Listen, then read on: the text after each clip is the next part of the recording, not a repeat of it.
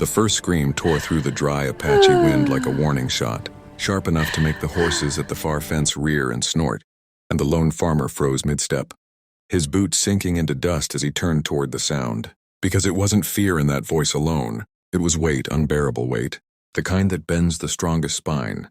And when he reached the edge of the clearing near his weather-beaten farmhouse, he saw her, the Apache girl, on her knees, fists pressed into the dirt as if the land itself was crushing her, her dress torn and stained from days of running, her braided hair heavy against her shoulders, and her words came again, broken and raw. "It's too big. I can't bear it." And the farmer, a man who had survived drought, raids, and loneliness without flinching, felt something shift inside him because he knew that tone. It was the sound of someone carrying more than one life should ever hold. She didn't look at him at first, just stared at the ground as if the earth might swallow her whole. And when she finally lifted her face, her eyes weren't begging for mercy, they were begging for understanding.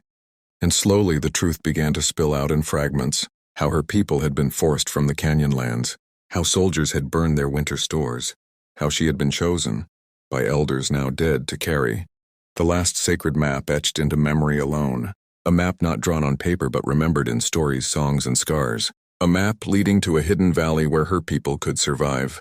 And she said the burden was too big not because it was dangerous, but because she was alone, hunted, starving, and terrified of forgetting even one detail, because forgetting would mean the end of her people. And the farmer listened, his silence heavier than words, because he had lost family too, lost purpose too. And when he finally spoke, his voice was steady but carried a promise he didn't yet know the cost of, telling her that no burden carried alone stays bearable, and that land remembers those who protect life, not those who destroy it.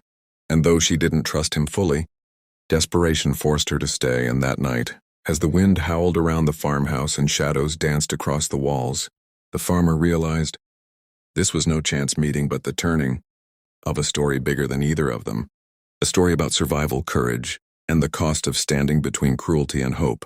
And if the listener felt their chest tighten during this moment, it was because stories like this are meant to be shared, remembered, and followed, just like this channel, where every tale carries a soul worth subscribing for, because the journey had only just begun. Morning arrived with blood-red light spilling across the plains, and with it came the sound of riders in the distance, faint but unmistakable. And the Apache girl stiffened, her hand instinctively tracing symbols only she could see, because the burden she carried was no longer just memory but time, running out fast. And the farmer made his choice without speeches or heroics, loading supplies, saddling horses, and turning his back on the only home he had left, because some moments ask a man who he really is. And the road ahead tested every step, with patrols closing in, hunger clawing at their strength, and fear whispering that survival was a lie meant for others.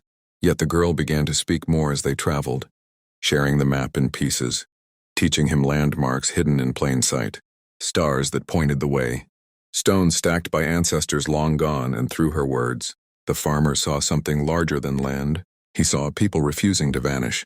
And when soldiers finally caught up near a dry ravine, guns raised and orders barked, the girl screamed again, not in pain but defiance, shouting that the burden was too big because it belonged to many, not one.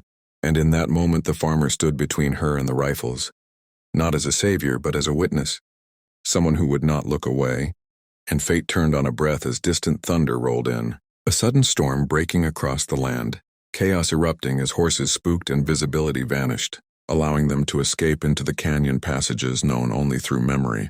And when they finally reached the hidden valley days later, exhausted and broken, they found survivors, elders, children, faces lit by disbelief and tears. And the girl collapsed, the burden finally shared, finally lighter. And as the farmer stood at the edge of the valley, knowing his path might lead away again, the elder spoke words that echoed longer than gunfire, saying some people are chosen not by blood but by action. And the farmer understood then that bearing weight isn't about strength alone. It's about choosing not to abandon others when the load grows heavy. And as the story closes, the wind carries a final truth to every listener, that stories like this matter because they remind us who we can be.